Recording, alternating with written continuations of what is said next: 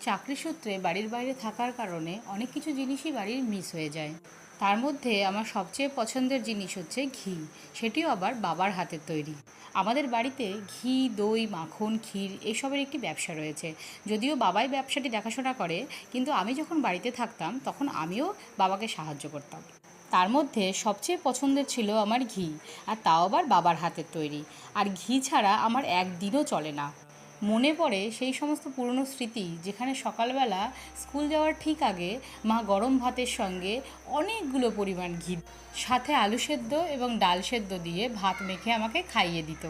যদিও সেই ব্যাপারটা এখনও হয়, তবে রেগুলার নয়, তাই জিনিসগুলোকে খুব মিস করি। হঠাৎ সেদিন বাবার একটি ছোট্ট অর্ডার আসায় বাবা আবার ঘি বানাতে শুরু করলো।